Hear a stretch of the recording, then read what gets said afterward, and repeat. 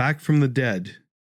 Victim's hologram asks Amsterdam for help in solving her murder case. Welcome to Ontario Cold Cases, Canada's true crime podcast where we delve into some of the world's most perplexing mysteries, unsolved crimes, haunting cold cases. Visitors to Amsterdam's famous red light district this week will see a startling new face among the brothel windows and displays that line the streets. Life-size hologram of a 19-year-old woman sitting on a stool and peering out at passersby to ask them for help.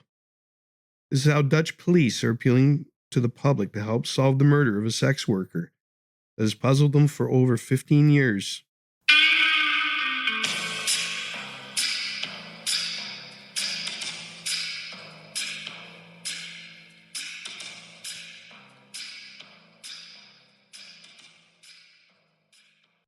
In 2009, Bernadette Betty Zabel, whose likeness is depicted in the hologram, was found dead in her workroom in the red light district, lying in a pool of blood, according to the Dutch National Police.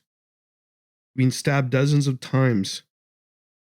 Investigators couldn't solve the murder, and Zabel's death became a cold case, police said. For a decade later, Dutch investigators are convinced that witnesses who could shed light on the murder are still out there. It spurred them to launch a new awareness campaign for Zabel's murder. Police announced Friday, headlined by a hologram of the murder victim, asking the Amsterdam police to help solve her own case. Police force contacted Zabel's relatives before producing the computer visualization, it said. This is the first time we do something like this, and to be honest, we're a bit nervous. Benjamin van Gogh, coordinator of the Dutch police's Amsterdam Wanted and Missing Persons team, said in a news release. We want to do justice to Betty, to her family and friends, and to the case. Zabel grew up in poverty in Hungary and moved to Amsterdam to work as a prostitute when she turned 18, according to a file in her case on the Dutch National Police's website. She worked in De Wallen, the city's largest and most famous red light district, where brothels can legally operate. Two co-workers found Zabel dead in a workroom in February 2009. He'd given birth to a son months earlier. Although, of course, every murder case is terrible, Betty's story is particularly poignant in a number of ways, said Anne Dreiger Hemschirk, an investigator with the Dutch police.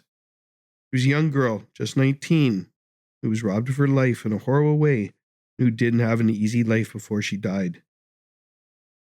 Investigators interviewed witnesses and reviewed security footage, but were ultimately unable to solve Zabel's murder, according to Dutch police.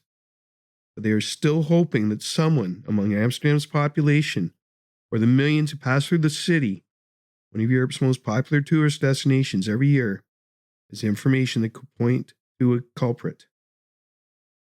Betty was murdered in one of the busiest areas in Amsterdam, maybe even in the Netherlands, Dreiger Hemschirk said. It is really almost impossible that there are no people who saw or heard something unusual at the time.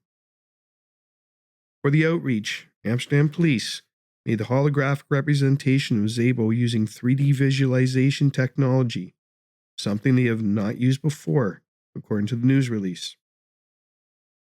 Dutch police also set up screens on a house in the red light district that displayed descriptions of Zabel, her background, and her death. Images of Zabel in a documentary about her case, according to the news release. Next to them, another screen shows Zabel's life-size hologram sitting and gazing out at the red light district like she might have when she was alive. The hologram occasionally gestures to passersby and appears to approach the glass of the screen. When it does, the holograph Zabel breathes on the glass, causing it to appear to fog up and reveal a handwritten message. Help. It is difficult to determine what it takes to get possible witnesses in this case to share their information with us, Van Gogh said. This type of case, we always try to put a face on a victim. Let informants know who they're doing it for. The hologram is a way of taking this a step further. Thank you for listening. This has been Ontario Cold Cases, Canada's True Crime Podcast. Available wherever you listen to your favorite podcasts.